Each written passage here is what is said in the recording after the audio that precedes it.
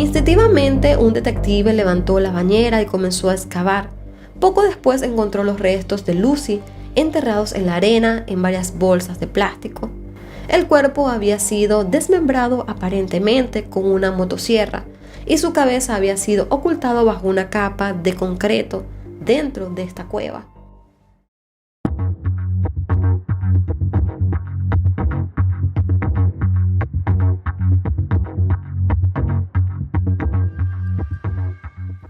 Takahiro Shirahishi nació el 9 de octubre de 1990 en la prefectura de Kanagawa, Japón. Sus padres se habían casado un año antes de que él naciera y en 1992 nació su hermana menor. Su padre era diseñador de piezas de autos y su madre se dedicaba al hogar. Luego del nacimiento de su hermana, su familia se mudó a una casa más grande en la ciudad de Sama. Creció teniendo una infancia relativamente normal junto al resto de su familia. Le iba bien en la escuela, aunque no era un alumno destacado. Le gustaba el atletismo y el béisbol, pero no era demasiado atlético. Algunas personas lo describen como un chico de bajo perfil y bastante discreto. Ya en su adolescencia, sus padres se separaron, por lo que su madre y su hermana se fueron a vivir al centro de Tokio, mientras que él se quedó a vivir con su padre, con quien tenía una relación bastante cercana. Luego de graduarse de la secundaria en el año 2009, Takahiro consiguió un trabajo en un supermercado y comenzó a vivir solo en un departamento en Tokio. Estuvo trabajando por 2 años en el supermercado y durante los años siguientes trabajó en una fábrica de alimentos y una sala de pachinko. Pachinko es un juego de apuestas japonés con bolitas de metal similar al pinball. Luego de dejar sus trabajos ocasionales en tiendas y salas de juegos, ya para el año 2017 comenzó a trabajar como explorador de salones de sexo. Esto ubicado en Kabukicho, un distrito de entretenimiento popular en Tokio, conocida por su vida nocturna. El trabajo de Takahiro era atraer a mujeres jóvenes para así trabajar en clubes nocturnos bajo engaño, ya que luego esas mujeres eran prostituidas. Por esta razón, en febrero del año 2017, el hombre de 26 años fue arrestado por reclutar mujeres jóvenes con estos fines. Pese a esto, en junio el juez solo le impuso una sentencia de cárcel suspendida, por lo que no tuvo que ir a la cárcel realmente. Luego de meterse en varios problemas legales y de no encontrar un buen rumbo para su vida, Takahiro se mudó nuevamente de Tokio a Sama, con ayuda de sus padres el 22 de agosto del año 2017. Estando allá no pudo encontrar un buen trabajo y comenzó a usar las redes sociales, específicamente Twitter, para conocer mujeres. A pesar de que sí sabemos algunos detalles de los hechos, no se dio a conocer públicamente los nombres de las víctimas o las demás personas que están involucradas en este caso, y tampoco se tiene mucha información de los crímenes más allá de lo que descubrió la policía. Así que para el 24 de octubre del año 2017, un hombre informó a las autoridades que su hermana de 23 años, quien vivía en Ashioji, había desaparecido. Aunque la policía tomó la denuncia, el hermano de la chica decidió emprender una búsqueda por su propia cuenta. Este comenzó a revisar las redes sociales de su hermana y revisó la conversación de las últimas personas con las que ella había hablado y descubrió que la joven había hecho un pacto suicida con un hombre a través de una cuenta de Twitter. El nombre de la cuenta de esta persona se lo voy a estar dejando en pantalla. El significado de este nombre es algo como profesional de ahorcamiento o profesional del colgado, haciendo referencia prácticamente al suicidio. Según este chico, su hermana había tenido pensamientos suicidas desde el mes de junio, luego de la muerte de su padre, ya que la chica cayó en una terrible depresión. Al indagar un poco más sobre la cuenta de Twitter con la que hablaba su hermana, se dio cuenta que la persona con la que había hablado se hacía llamar un verdugo profesional, quien supuestamente se dedicaba a ayudar a otras personas a suicidarse. El chico entregó todo lo que había descubierto a las autoridades y esto ayudó a la investigación. Luego la policía encontró un video donde se veía a la joven acompañada de un hombre en una estación de tren. Según la investigación de la policía, el hombre en cuestión tenía varias cuentas de Twitter en donde atraía a mujeres con tendencias suicidas. Por esta razón se contactaron con otra chica que había hablado con el sospechoso y la convencieron de contactarlo para encontrarse con ella y así detenerlo. Ya para el 31 de octubre del año 2017, la chica quedó a encontrarse con este sujeto en su departamento. La policía tenía una operación de vigilancia y cuando subieron al departamento de aquel hombre, fueron interceptados por los agentes. El hombre arrestado era Takahiro Shirahishi, de 27 años, quien, al verse acorralado por las autoridades, quienes le preguntaron por la joven de 23 años desaparecida, este decidió confesar todo lo que había pasado. La policía entró al departamento de Takahiro y se llevó una gran sorpresa cuando este hombre les dijo que la joven desaparecida estaba en su congelador, es decir, él la había asesinado.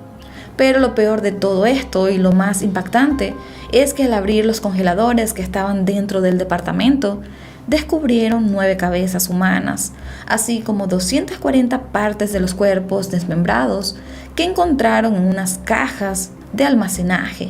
También hallaron cosas personales de las víctimas como tarjetas de identificación, celulares, bolsos, entre otros objetos. 8 de sus 9 víctimas eran mujeres, a las cuales había traído mediante Twitter con la excusa de ayudarlas a acabar con sus vidas e incluso algunas le prometió suicidarse con ellas. Sin embargo, la realidad era que Takahiro abusó sexualmente de ellas y luego las asesinó y desmembró sus cuerpos. Una de las víctimas era un hombre, el cual era novio de una de las chicas que él asesinó. Según la confesión de Takahiro, él conoció a la chica y a su novio y cenaron juntos los 3. Luego él citó a la chica sola y la asesinó. Posteriormente el novio fue al departamento de Takahiro a preguntar por su novia y en ese momento Takahiro pensó que si el chico denunciaba su desaparición, la desaparición de su novia, él podía ser el principal sospechoso y evidentemente la policía iría por él, lo investigaría y lo arrestaría, así que decidió asesinarlo también. Lo que se supo es que todas sus víctimas tenían entre 15 y 26 años, una edad bastante vulnerable. Algunas de las víctimas habían sido estranguladas, otras tenían los huesos del cuello rotos y otras signos de asfixias. Los vecinos de Takahiro dijeron a las autoridades que no habían escuchado o visto nada extraño durante esos meses, pero que ya algunos sí se habían quejado de un olor horrible, persistente que había en el edificio. Takahiro le dijo a los oficiales que había desmembrado a sus víctimas en la bañera y se había deshecho de los órganos de sus víctimas en la basura, pero que él quiso conservar algunas partes de los cuerpos y las cabezas para así evitar que fueran identificados. Asimismo, admitió que había hecho todo esto por dinero y por sexo, ya que antes de asesinarlas abusaba sexualmente de ellas y que no sabía sus nombres reales ni sus edades, ni ningún otro tipo de datos. Se conoció que este hombre llegó a robarle a sus víctimas un total de 500,000 yenes, que es un aproximado de unos $4,000. También dijo que para intentar disipar el olor intentó cubrir las partes del cuerpo que estaban en las cajas de almacenaje. Este les agregó arena para gatos, pero esto evidentemente no funcionó.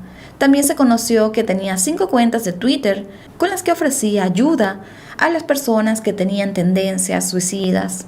Takahiro declaró de una forma inquietante que el primer cuerpo que desmembró le tomó 3 días en hacerlo, pero ya a partir del segundo pudo hacerlo en un día y dijo que lo hizo con varias herramientas como cuchillos, tijeras y sierra. El caso sin duda alguna generó un gran impacto en todo Japón y también trascendió fronteras, al punto que varios medios americanos y europeos reseñaron artículos sobre todo esto. Los medios lo apodaron como el asesino de Twitter. Takahiro Shirahishi se declaró culpable de 9 cargos por asesinato, casi 3 años después de los hechos. Ya para el 1 de octubre del año 2020, supuestamente lo hizo para no hacer pasar a sus padres por lo tedioso del juicio. También dijo que aceptaría cualquier sentencia y no la apelaría. Se realizaron varias audiencias para así determinar si era merecedor de la pena de muerte, pero no se realizó un juicio como tal para mostrar las evidencias. Es por esta razón que tampoco es que se tienen tantos detalles de las víctimas o de los crímenes como tal, porque no se realizó un juicio para que se diera a conocer a detalle todo lo que este hombre hizo. Sin embargo, considero que la confesión que él dio y con lo poco que se dio a conocer a través de los medios de comunicación es bastante horroroso e impactante sobre todo lo que estas chicas tuvieron que vivir en manos de este hombre. Pese a todo esto, sus abogados argumentaron que él debía ser declarado culpable de asesinato con consentimiento y que debía ser condenado a cadena perpetua, ya que las víctimas habían acudido a su departamento conscientemente de que iban a morir a manos de Takahiro. Sin embargo, durante su declaración en la audiencia, Takahiro contradijo lo que argumentaron sus abogados y afirmó que él las asesinó sin su consentimiento. Finalmente, el martes 15 de diciembre del año 2020, Takahiro Shirahishi, de 30 años, fue sentenciado a pena de muerte por asesinar y desmembrar a 9 personas en su departamento. El juez destacó que merecía esta pena porque ninguna de las víctimas pidió ser asesinada. Este caso causó gran conmoción en Japón y generó un gran debate sobre el suicidio en dicho país, ya que es uno de los países con la tasa más alta de suicidios en el mundo, teniendo incluso el famoso bosque del suicidio, donde muchas jóvenes van y se aventuran para terminar con sus vidas. Actualmente Takahiro se encuentra esperando su ejecución, la cual en Japón se sigue llevando a cabo en la horca y no se publica la fecha de ejecución, sino que se informa el mismo día en que éste se va a realizar. Según los registros, los condenados a muerte generalmente esperan entre 5 y 8 años para ser ejecutados. Y todo esto es después de su última apelación fallida, pero en ocasiones algunos han llegado a morir en la cárcel por otras causas, tras esperar más de 30 años por su ejecución.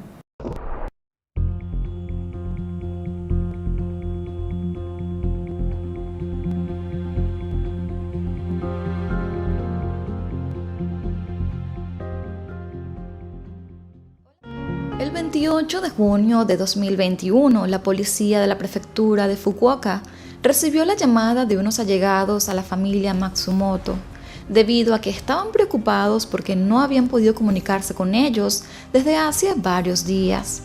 Los Matsumoto vivían en una casa de 2 pisos en el barrio Nishiku, en la ciudad de Fukuoka, Japón. Hirokazu Matsumoto, padre de la familia, tenía 88 años, mientras que su esposa Maki tenía 87. Además, ellos tenían 2 hijos, uno mayor de 60 años y otro de 59, quien vivía con ellos en su casa.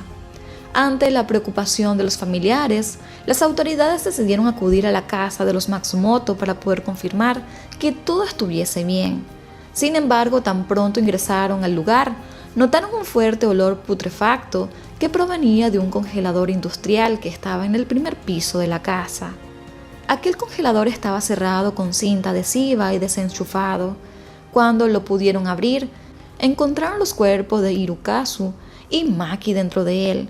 Intentaron buscar al hijo que vivía con ellos, de nombre Junji, pero el hombre no estaba por ningún lado. Inmediatamente las autoridades anunciaron la búsqueda de Junji, y al principio pensaban que la familia podía haber sido víctima de algún ataque, pero también manejaron la hipótesis de que Junji podría haber abandonado los cuerpos de sus padres para no hacerse cargo. Debido a que los cuerpos no presentaban ninguna lesión externa o heridas, y también por la avanzada edad de ambos, la policía pensaba que habían muerto por alguna causa natural y que Junji podía haber seguido, por lo que solo lo acusarían de abandonar los cuerpos de sus padres. Luego de varios días, a las 9 de la mañana del 4 de julio, la policía de la ciudad de Kioto detuvo a Junji Matsumoto, de 59 años, en el estacionamiento de un hotel en el distrito de Shimoyu. Como tenían previsto, la policía lo estaban acusando de abandonar los cuerpos, pero para sorpresa de todos, tan pronto fue arrestado, Junji admitió que había asesinado a sus 2 padres, pero lo más sorprendente para todo el mundo fueron sus razones. Según las investigaciones, la última vez que se le vio a Maki fue el 20 de junio del año 2021. Ella se encontraba en una tienda por departamento junto a Junji. Según el hombre, esa misma noche asesinó a sus padres y 3 días después huyó de la casa en bicicleta porque quería escapar de la realidad. Maki y Hirokazu tuvieron 2 hijos, donde Junji era el menor. Hirokazu trabajó en la construcción antes de jubilarse, mientras que Maki atendía el negocio familiar. Este era una licorería ubicada en uno de los pisos de su casa. La familia tenía una vida estable. Hirokazu y Maki no eran ricos, sin embargo podían mantenerse bastante bien y tenían buenos ahorros para su jubilación. Los dos hijos ayudaban en la licorería de vez en cuando, pero el mayor parecía ser quien se encargaría del negocio familiar. Sin embargo, en el año 2011 comenzó a padecer de una grave enfermedad que lo había mantenido en el hospital por muchos años.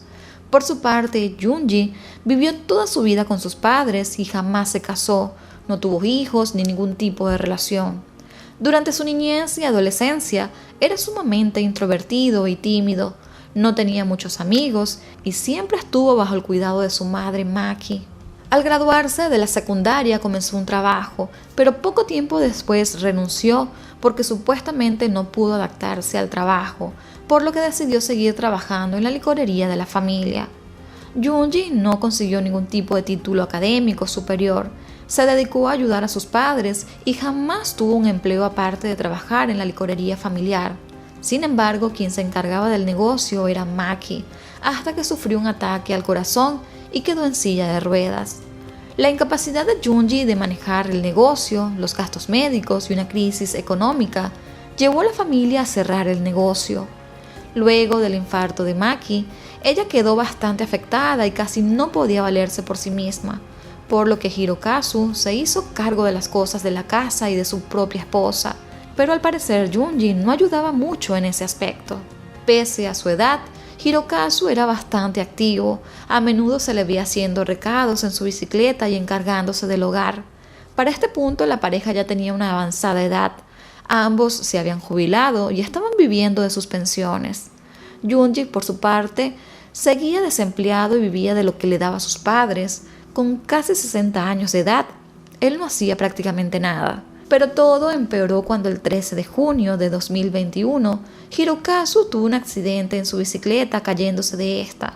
Por su debilidad en los huesos y también por su avanzada edad, quedó en silla de ruedas al igual que Maki. Con sus dos padres discapacitados, sin poder encargarse de las cosas cotidianas, Junji debía hacerse cargo de la casa y también ayudar al cuidado de sus padres, quienes ya estaban por pisar los 90 años. Los días habían transcurrido un poco tensos y Junji debía encargarse de cuidar a sus padres, hacerles comidas, limpiar la casa y también de ayudarlos a ir al baño. Esta situación parecía estresarlo, ya que toda su vida vivió sin ningún tipo de responsabilidad. Él no tenía ahorros de ningún tipo como para irse, por lo que no tenía otra opción. Es así como llega la noche del 20 de junio de 2021.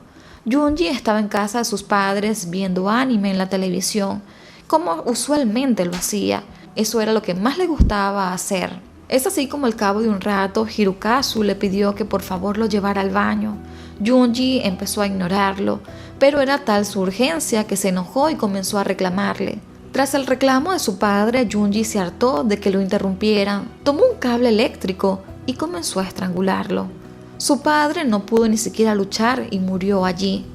Por otro lado, Maki fue testigo del crimen, por lo que Junji decidió también estrangular a su madre, al igual que su padre. Posteriormente puso los cuerpos uno arriba del otro en el congelador industrial que solían usar en la licorería y luego envolvió los vidrios del refrigerador en cintas adhesivas para evitar que se pudiera ver más adentro.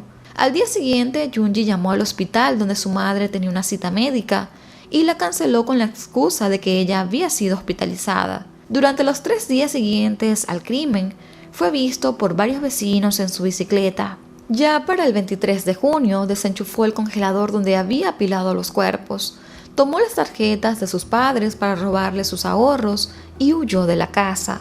Según los oficiales, viajó por varias prefecturas como Akita, Kanagawa, Iwate y finalmente Kioto, donde este fue arrestado. En cada uno de esos lugares se hospedó en hoteles con el dinero robado de sus padres. Pero finalmente, tras el arresto, Junji admitió a los oficiales que sí asesinó a sus padres porque debía ayudarlos a hacer todo y le interrumpían los animes que estaba viendo en la televisión, así que no podía soportarlo más.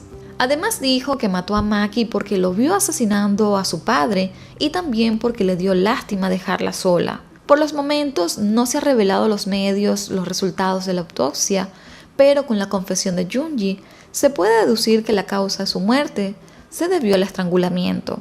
el caso fue reportado por medios japoneses y debido a lo sórdido del caso, también fue cubierto por muchos medios internacionales, quienes han mostrado preocupación por la situación de los ancianos en Japón y también de las personas solitarias que llegan a la adultez sin haber tenido experiencias de vida.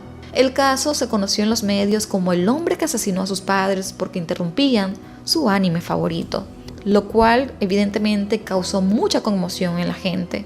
Actualmente se espera que se anuncie también una fecha para llevar a cabo las audiencias del caso y se espera que en los próximos días Junji sea acusado formalmente de los cargos por asesinato y que pronto reciba una sentencia correspondiente que podría ir desde pena de muerte a cadena perpetua o reclusión en algún centro psiquiátrico.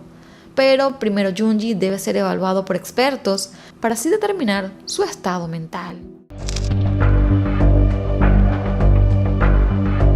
El caso de Lucy Blackman.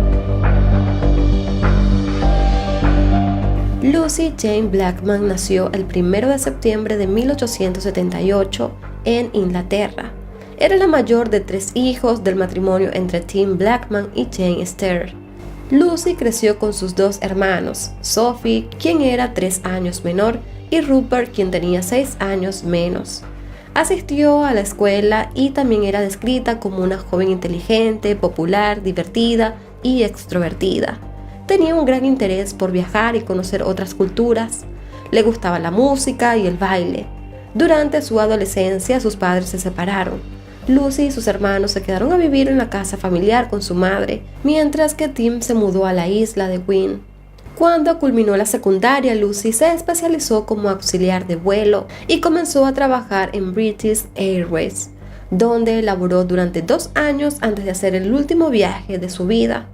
En mayo del año 2000, Lucy decidió dejar su trabajo para viajar a Japón con su mejor amiga de la infancia de nombre Louise Phyllis. Ambas estaban muy emocionadas por emprender esta nueva aventura y conocer gente nueva, nuevos lugares y una nueva cultura. El plan era viajar a Japón con una visa de turista que les permitía quedarse solo 90 días, pero ellas querían aprovechar ese tiempo para trabajar allí. Las chicas habían investigado sobre los trabajos que podrían realizar en Japón y oyeron que podían ganar mucho dinero trabajando como anfitrionas en bares y discotecas en Tokio. El trabajo de anfitriona en esos lugares consistía en que estas chicas, que en su mayoría eran de origen occidental, debían servirles tragos, conversar, bailar e incluso cantar con los clientes, pero sin tener que tener ningún tipo de acercamiento sexual. Supuestamente tienen políticas bastante estrictas sobre las proposiciones que estos sujetos le pueden hacer a las anfitrionas, aunque a ellas se les permite aceptar bebidas, regalos o invitaciones a eventos sociales como acompañantes. A inicios de junio del año 2000, Lucy y Lois emprendieron su viaje a Japón. Poco después de llegar, las jóvenes consiguieron un trabajo en un club nocturno llamado Casablanca, que estaba ubicado en el distrito de Roppongi en Tokio. Esta zona es conocida por tener una vida nocturna muy activa, llena de bares y clubes, y por atraer hombres locales y extranjeros con mucho dinero. Las amigas comenzaban su jornada a las 9 de la noche y culminaban alrededor de las 3 de la mañana, ganándose entre 50 libras por hora, sin contar las propinas y las comisiones que obtenían por las ventas de las bebidas. En este local también se permitía que las chicas tuvieran citas pagadas, conocidas como doham, con algunos clientes, quienes podían llevarlas a cenar, bailar o cantar en karaokes, entre otras actividades. Según Lois, Lucy disfrutaba mucho su trabajo como anfitriona y en poco tiempo se adaptó muy bien a la cultura japonesa, aprendiendo algo del idioma, aunque normalmente se comunicaban con los clientes en inglés. Mientras estaban en Japón, Lucy mantuvo contacto con su familia a través de llamadas y correos electrónicos. También estuvo comunicándose con su novio Scott Chains, quien estaba en Inglaterra. Ya para la tarde del sábado 1 de julio, teniendo solo 3 semanas en Japón, Lucy Blackman, de 21 años, salió a un doham, es decir, a una cita con un cliente. Este cliente era un empresario japonés que le ofreció pagarle 500 libras esterlinas a Lucy por la cita. La oferta era muy atractiva, por lo que Lucy aceptó rápidamente. Ese día ella salió del departamento donde vivía con Lois y le dijo que saldría con el cliente y que regresaría en la noche para encontrarse con ella en el club donde trabajaban. Alrededor de las 7 de la noche, Lucy llamó a Lois para decirle que en una hora estaría en el club, pero nunca llegó. Lois se preocupó y al día siguiente acudió a la comisaría más cercana para denunciar la desaparición de su amiga. Sin embargo, no contó con que Lucy era anfitriona en un club y que la persona con la que salió era un cliente, porque ella estaba trabajando de manera ilegal en Japón y que además tenía una visa de turista. Lois solo le dijo a la policía que Lucy había salido en una cita con un hombre japonés que había conocido recientemente y que no había regresado a casa.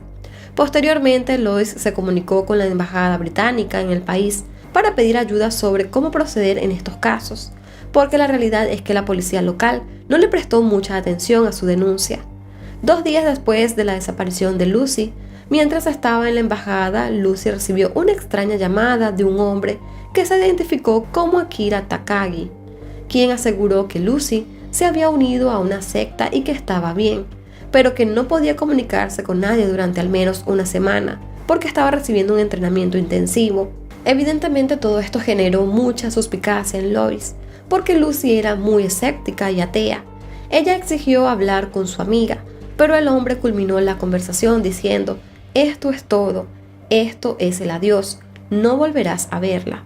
Esta llamada fue demasiado inquietante, por lo que Lois contactó a la familia de Lucy en Inglaterra para decirles que ella había desaparecido. Unos días después, la hermana de Lucy, de nombre Sophie, viajó hasta Japón con su novio para intentar localizarla, y luego Tim, el padre, también viajó para unírseles. La familia denunció la desaparición de Lucy formalmente ante la policía japonesa y al mismo tiempo lanzaron una campaña en los medios de comunicación, donde realizaron ruedas de prensa, pagaron y repartieron afiches en las calles y también ofrecieron una recompensa de 100.000 libras esterlinas por cualquier información. Inicialmente, la policía japonesa no se tomó el caso demasiado en serio y se mostró reacia a investigarla, porque Lucy no era japonesa. Las primeras hipótesis que manejaron fue que podía haberse ido por voluntad propia o que quizás se hubiese quitado la vida, pero sus familiares y amigos estaban muy seguros de que esto no podía ser una posibilidad, ya que no tenía razones para hacerlo. Y luego de conocerse cuál era el verdadero trabajo que Lucy tenía en Japón, la policía dijo que en ese tipo de trabajos a menudo las mujeres huyen sin previo aviso a Bali o Tailandia. Esto suelen hacerlo con sus parejas, por lo que no había de qué preocuparse. Ante la preocupación de que el caso de Lucy no fuera investigado correctamente, Tim pensó que tendría que mantener a los medios japoneses y británicos al tanto de todo lo que estaba sucediendo, y constantemente realizaba ruedas de prensa y tenía camarógrafos siguiéndolo por toda la ciudad. Poco a poco el caso fue abarcando espacios en los medios, pero Tim aprovechó una visita de las autoridades británicas a Tokio por la cumbre del G7, y allí logró hablar con el ministro de Asuntos Exteriores de Gran Bretaña, de nombre Robin Codd, y este le comentó la situación al entonces primer ministro Tony Blair. El primer ministro se reunió con la familia Blackman y luego mencionó el caso de la joven británica al primer ministro de Japón, quien en la conversación televisada prometió que su policía de investigación resolvería el caso. Esto hizo que la policía tuviera muchísima presión y pusieran manos a la obra en la investigación de Lucy. La familia de Lucy contrató investigadores privados y abogados para que los ayudaran en el caso, mientras que el gobierno británico prestó su ayuda. Asimismo, a la campaña informativa se unieron celebridades como Richard Branson y Paul McCartney. Durante la búsqueda de Lucy, la familia recibió diversas pistas falsas y avistamientos. En una ocasión, la policía japonesa recibió una carta supuestamente de parte de Lucy, en la que, entre otras cosas, decía: «Estoy haciendo lo que quiero, así que por favor déjame en paz».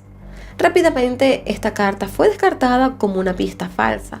La policía, por su parte, intentaba entrevistar a varias anfitrionas de distintos bares, pero la mayoría de ellas se negaba debido a que muchas eran extranjeras trabajando de manera ilegal y temían que las arrestaran. La familia de Lucy abrió una línea telefónica directa para intentar recopilar toda la información posible. Gracias a esto, varias mujeres extranjeras y locales se comunicaron para contar cosas que les habían sucedido y que quizás podrían ayudar con el caso. La policía había escuchado rumores de varias anfitrionas que fueron drogadas por un hombre japonés que manejaba diferentes autos lujosos, que las llevaba a un departamento con vista al mar y cuando despertaban se sentían muy enfermas. Una mujer británica llamó para decir que al igual que Lucy trabajó como anfitriona, pero en 1996. Esta mujer dijo que un cliente japonés la invitó a su lujoso apartamento cerca del mar para prepararle una cena, la cual ella aceptó. Estando en este lugar, él comenzó a presionarla para que bebiera alcohol, cada vez más, y en un momento ella simplemente perdió el conocimiento. Al día siguiente se despertó y tenía algunos recuerdos de lo que había sucedido. La chica dijo que probablemente este hombre le estuvo tomando fotografías. También dijo que pudo haber sido drogada. Ella estaba segura de que había sido abusada sexualmente, pero sentía mucho miedo y vergüenza de denunciarlo. Otra chica de origen canadiense, quien se identificó solo como Donna, dijo que en marzo del 96 ella trabajaba como anfitriona también en un bar, cuando un hombre que se hacía llamar Kazu se le acercó para invitarla a una cita en su lujoso apartamento que curiosamente también estaba cerca del mar. Donna aseguró que este sujeto le dio un extraño vino de hierbas filipinas que rápidamente la dejaron inconsciente. También surgieron testimonios de otras chicas que afirmaban haber sido abusadas por este misterioso hombre. Todas recordaban haber llegado al lugar con un hombre en un auto lujoso de marca como un Porsche, un Ferrari o Mercedes-Benz. Pero algo que sí variaba era el nombre del sujeto. Un par de ellas recordaban haber visto una cámara de video con una luz roja intermitente, poco antes de desmayarse. También afirmaban despertar al día siguiente sintiéndose enfermas y adoloridas. Varias de estas mujeres fueron a la policía a denunciar lo que había sucedido, pero los oficiales no tomaron en cuenta sus declaraciones y no investigaron estas violaciones, y de haberlo hecho, se habrían dado cuenta de que había un depredador sexual suelto. Desde el inicio de la investigación, la familia de Lucy pidió a la policía japonesa que se rastreara el teléfono de Lucy, pero la policía afirmó que ellos no contaban con la tecnología necesaria y que además esto era una invasión a la privacidad. Un testimonio muy importante para la policía fue el de Jessie, una joven australiana que había sido víctima de este depredador sexual y tenía el número de teléfono anotado en una libreta junto con el nombre Yuji Honda. A pesar de que en un principio se negaron, obtuvieron los registros telefónicos y se descubrió que era un número activo y que tenía un par de llamadas con el número de Lucy. Las autoridades analizaron la ubicación de varias de las llamadas con varias antenas cercanas y dieron con un departamento en el lujoso distrito de Moto Akasaka. En el garage del edificio había más de una docena de autos de lujo, todos los que muchas de las anfitrionas habían descrito, pero no pudieron obtener información de los propietarios. Luego obtuvieron otro testimonio de una anfitriona británica llamada Mónica, quien afirmó que un hombre que conocía como Koji la llevó a un lujoso apartamento ubicado en la marina de Sushi. Con los datos que proporcionaron todas las víctimas y otros detalles que obtuvieron de los peritajes tecnológicos, las autoridades obtuvieron una orden para allanar el departamento de la marina de Sushi el 12 de octubre del año 2000. Dentro de este departamento encontraron a un hombre japonés de mediana edad, de complexión delgada y que estaba vestido con una bata de baño, el cual de inmediato fue arrestado por ser sospechoso de varios secuestros y violaciones. Las autoridades descubrieron que este sujeto tenía varias propiedades, entre ellas el departamento de Moto Akasaka, por lo que decidieron allanarlas para buscar evidencia. En las propiedades del sujeto también se encontraron frascos de cloroformo, pastillas para dormir, sedantes y algunos frascos con GHB. Pero el hallazgo más impactante e importante fueron más de 1000 cintas de videos caseras en las que se podía ver las cientos de violaciones que este hombre, que solo con un antifaz negro había cometido hacia muchas mujeres, en las que previamente había drogado e incluso torturado. Lucy no aparecía en ninguno de los videos encontrados. Este hombre aseguró posteriormente que los videos eran actuados y que él le había pagado a todas estas chicas para que actuaran en esas películas caseras. Evidentemente intentó decir que todo había sido consensuado, pero ninguna de las víctimas, que luego fueron identificadas, recordaban que esto había pasado, y a los detectives les tocó la difícil tarea de tener que mostrarles los videos donde ellas mismas aparecían siendo abusadas. Asimismo, se encontró una especie de diario que el sujeto llevaba, donde solía escribir los nombres de sus víctimas junto con las siglas de los fármacos que utilizaba para drogarlas. En este diario tenía anotados los nombres de 209 mujeres, pero según sus entradas, el objetivo era abusar a 500 mujeres antes de cumplir sus 50 años, algo a lo que él denominó su juego de conquista. El hombre justificaba sus violaciones alegando que las mujeres solo sirven para el sexo y juró buscar venganza, drogándolas con cloroformo, lo que demuestra claramente su problema. También escribió que solo era capaz de excitarse con mujeres que estuvieran inconscientes. El diario también tenía entradas sobre su vida y sus macabros planes desde 1983. También se conoció que este sujeto usaba muchos alias, como Kazu, Nishita, Koji, Akira, Yuji, entre otros nombres, pero su nombre legal en Japón era Shoji Obara, de 48 años. Sin embargo, su nombre de nacimiento había sido Kim Sung-jong, nacido el 10 de agosto de 1952 en Osaka, Japón. Yoji era hijo de 2 inmigrantes coreanos, y durante su juventud el padre de Yoji era un coleccionista de chatarras, pero tiempo después se convirtió en un hombre de negocios con muchas propiedades y dueño de salones de pachinko. Para los que no sepan qué es esto, el pachinko es un juego japonés bastante similar al pinball, que se juega en una máquina parecida a los tragamonedas que se encuentran también en los casinos convencionales. Volviendo al caso, Yoji creció en la época más pudiente de sus padres, por lo que tuvo acceso a una educación privada y también de calidad. Tuvo un tutor privado que lo ayudó a ingresar a la escuela preparatoria afiliada a la Universidad de Keio en Tokio, cuando tan solo tenía 15 años, y posteriormente comenzó a estudiar política y derecho en la misma universidad. Mientras estudiaba, Yoji se cambió por primera vez su nombre a uno japonés, que era Seisho Hoshiyama, pero luego a los 21 años volvió a cambiárselo a Yoji Obara. Luego de la muerte de sus padres, Yoji heredó todas las propiedades que tenía en Osaka y Tokio y decidió invertir en el sector inmobiliario, donde amasó una fortuna estimada de 38 millones de dólares. Sin embargo, la recesión económica de Japón en la década de 1990 afectó su empresa, ya que había hecho muchas especulaciones inmobiliarias y perdió casi toda su fortuna. Yoji comenzó a ser perseguido por las deudas que contrajo, y debido a esto se cree que comenzó a utilizar sus negocios para lavarle dinero a los yakuza, que es una organización criminal japonesa. También se conoció que para Yoji era habitual el uso de drogas y que frecuentaba sitios nocturnos, donde pagaba por recibir compañía de las anfitrionas, sobre todo de mujeres extranjeras. Yoji tenía registros policiales, ya que una vez fue arrestado en la ciudad de Wakayama por disfrazarse de mujer para entrar a un baño y grabar las partes íntimas de las chicas. Ahora, continuando un poco más con la investigación, entre los videos de las violaciones que se encontraron en casa de Yoji, se identificó a una joven australiana de 21 años que había fallecido en 1992.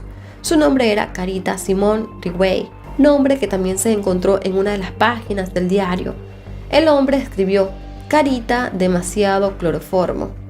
Carita nació el 3 de marzo de 1970 en Perth, Australia, y vivía en Claremont. En 1992 viajó a Japón para vivir unos meses con su hermana, quien se había mudado al país para encontrarse con su novio japonés. Samantha trabajaba como maestra de inglés en una escuela de idiomas, y Carita llegó con la idea de trabajar en la misma área que su hermana y así ahorrar dinero para poder pagar sus clases en la escuela de actuación a la que solía asistir. También pensaba ayudar a su novio Robert con sus gastos universitarios, ya que éste estudiaba la carrera de leyes en la Universidad de Nueva Gales del Sur. Sin embargo, Carita no pudo encontrar un trabajo como maestra de inglés muy rápido, así que mientras se le daba esta oportunidad, decidió aceptar un trabajo como anfitriona en el club. Ya para el viernes 14 de febrero de 1992, Carita se encontraba en su trabajo cuando un cliente que se identificó como Akira, quien en realidad era Yoji, invitó a varias anfitrionas y clientes del lugar a cenar en un restaurante. y por supuesto que Carita fue una de las invitadas. Luego de culminada la cena, Georgie le ofreció a Carita llevarla a casa, pero en vez de esto el hombre la drogó con cloroformo. No se sabe exactamente qué sucedió durante las siguientes horas en las que Carita estuvo a manos de Georgie, pero es casi que 100% seguro que él abusó de ella, porque así consta en los videos encontrados en su departamento. La dosis de cloroformo que usó con Carita fue excesiva y provocó una insuficiencia hepática en su cuerpo. Al parecer, luego de darse cuenta del mal estado en el que estaba Carita, Georgie entró en pánico y decidió llevarla al hospital. Georgie dio un nombre falso al personal del hospital y dijo que Carita había comido ostras y esto le provocó una intoxicación. A todas estas, Samantha, la hermana de Carita, había pasado el fin de semana en el departamento de su novio, pero cuando regresó a casa la noche del domingo, el casero le dijo que alguien había dejado un mensaje extraño sobre Carita que decía algo sobre salir con amigos durante el fin de semana. Sin embargo, cuando no pudo contactarse con Carita al día siguiente, Samantha se preocupó demasiado y justo a las 9 de la mañana de ese día recibió una llamada del hospital donde le avisaban que su hermana estaba hospitalizada por una intoxicación alimentaria grave. El personal del hospital le dijo a Samantha que un hombre japonés llamado Akira Nishida llevó a Carita al hospital y fue quien les proporcionó el nombre y el número de teléfono de Samantha para que ellos se comunicaran con la familia de Carita. Pero luego el hombre simplemente se fue sin mostrar una identificación ni mencionar qué vínculo tenía con esta mujer. Los estudios médicos no fueron demasiado claros, ya que dijeron que Carita podría tener hepatitis E, por lo que se le inició un tratamiento hepático. 2 días después de ser ingresada al hospital, Carita entró en coma y se le colocó un soporte vital, pero casi 2 semanas después de ser ingresada al hospital, su familia decidió desconectarla del soporte vital, luego de que se le declarara con muerte cerebral. La familia de Carita consideró que su muerte había ocurrido en circunstancias bastante extrañas y pidieron que se le realizara una investigación al respecto. Sin embargo, las autoridades se negaron ya que se estableció que la causa de su muerte había sido por hepatitis E. Increíblemente, luego de la muerte de Carita, Akira, quien vendría siendo más bien Georgie, se reunió con la familia de Carita en el hospital del aeropuerto de Tokio para contarles lo que supuestamente había sucedido ese fin de semana y cómo Carita llegó al intoxicarse con las ostras. El hombre se ofreció a pagar su funeral, por lo que realizó una transferencia a la cuenta bancaria de Samantha. Ahora, no se volvió a hablar más sobre la muerte de Carita hasta que ocurrió el crimen de Lucy y se encontraron todas las evidencias en el departamento de Georgie. La familia de la joven voló nuevamente a Japón para identificar a Georgie como aquel hombre que estuvo con Carita. El registro de la transferencia lo vinculó directamente con el crimen y confirmó lo que decía la familia de Carita. Pese a todos los hallazgos sobre el caso de Carita y de las cientos de violaciones registradas, en el departamento no se halló evidencia que lo vinculara con la desaparición de Lucy. Pero el 9 de febrero del año 2001, la policía registró una cueva cercana al departamento de Georgie, que estaba ubicado a orillas de la playa. Dentro de esta cueva había muchos objetos que fueron arrastrados por el mar hacia la costa, pero extrañamente también había una bañera. Instintivamente, un detective levantó la bañera y comenzó a excavar. Poco después encontró los restos de Lucy enterrados en la arena en varias bolsas de plástico. El cuerpo había sido desmembrado aparentemente con una motosierra y su cabeza había sido ocultado bajo una capa de concreto dentro de esta cueva. Se pudo comprobar que se trataba de Lucy Blackman, pero no se logró determinar cuál fue la causa de su muerte, ya que el cuerpo estaba en muy avanzado estado de descomposición.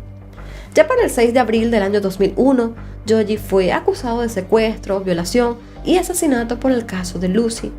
Luego fue acusado de homicidio involuntario por la muerte de Carita y por la violación de otras 8 mujeres, a pesar de que se estima que sus víctimas podrían ascender a 400 personas. Respecto al caso de Lucy, se cree que Georgie la conoció en el bar Casablanca, donde ella trabajaba, y como muchas de sus víctimas, la invitó a almorzar y luego la llevó a su departamento. En algún momento le dio alguna bebida con una droga y procedió a abusar sexualmente de ella.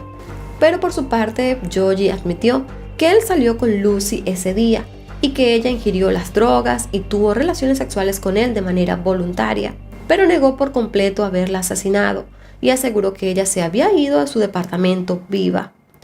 Antes de que se diera inicio al juicio de Georgie, un amigo suyo le ofreció 100 millones de yenes a Tim Blackman, es decir, al padre de Lucy, los cuales aceptó porque fue duramente criticado.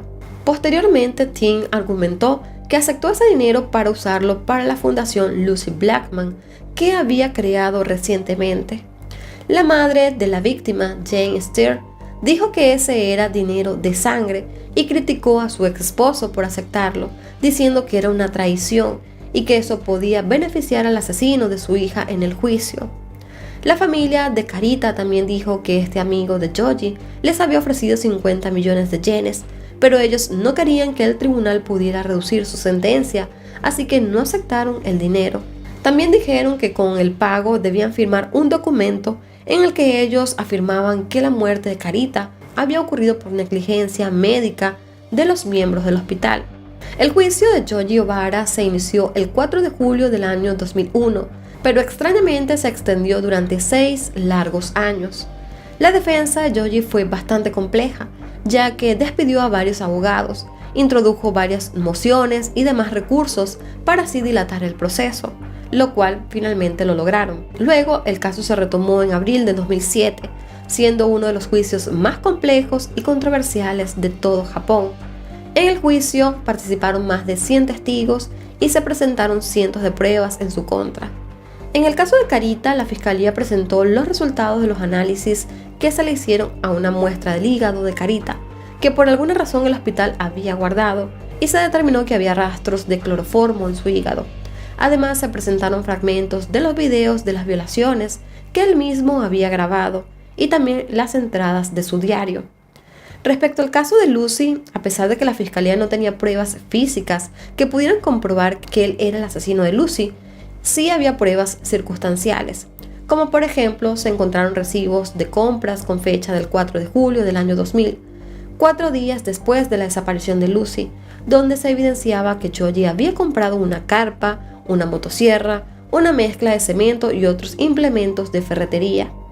Los vecinos del departamento de Akasaka dijeron haber escuchado fuertes ruidos el 4 y el 5 de julio, por lo que se cree que Georgie trasladó el cuerpo de Lucy hasta ese departamento y allí es donde lo desmembró.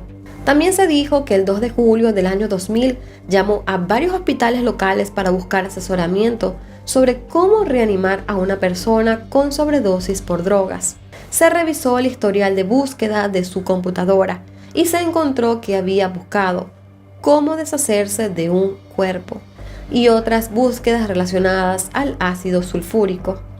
Finalmente, el 24 de abril del año 2007, Georgie O'Bara fue encontrado culpable de homicidio involuntario de Carita y de las violaciones de las otras mujeres, por lo que fue sentenciado a cadena perpetua, pero desafortunadamente no se le pudo encontrar culpable del asesinato de Lucy, pese a todos los indicios que había en su contra.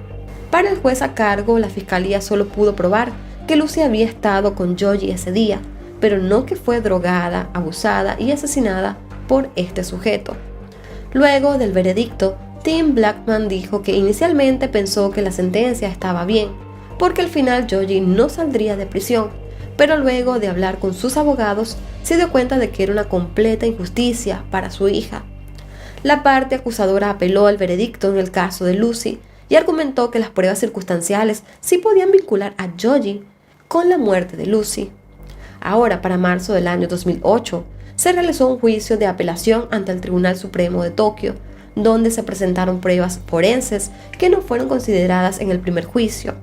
Y el 16 de diciembre del año 2008, el Tribunal Supremo de Tokio anuló el veredicto anterior y emitió una sentencia de cadena perpetua por el secuestro, violación y desmembramiento y eliminación de su cuerpo, pero no del asesinato. Tras el proceso, la madre de Lucy dijo que todo esto había sido una experiencia desgarradora durante más de 8 años, pero que estaba contenta de tener un veredicto de culpabilidad y también una sentencia. Agregó que esto honraba la memoria de su hija y también a todas las víctimas de delitos sexuales violentos. Posteriormente, Yoji apeló esta nueva sentencia ante el Tribunal Supremo de Japón, pero su apelación fue rechazada el 21 de abril del año 2011. Por su parte, Tim afirmó que fue una lucha incansable por la justicia y catalogó la resolución como un gran logro de la policía y de la fiscalía japonesa. También se conoció que Sophie, la hermana menor de Lucy, intentó en una ocasión quitarse la vida, pues la muerte de su hermana y todo el agotador proceso judicial que se llevó a cabo durante años le afectó demasiado. Pero el entierro de las cenizas de Lucy fueron demasiado para ella y sintió que no podía afrontarlo. Ya para julio del año 2023, el caso de Lucy volvió al ojo público luego del estreno de un documental de Netflix llamado Missing the Lucy Blackman Case, el cual sigue toda la investigación del caso y presenta entrevistas con personas allegadas a la víctima y que estuvieron involucradas en el caso. Durante años, la Fundación de Lucy brindó apoyo a ciudadanos británicos que estuvieran atravesando algunas crisis en el extranjero, sobre todo en casos de personas desaparecidas, asesinatos, homicidios, secuestros, agresiones sexuales, encarcelamientos, repatriación y asistencia jurídica.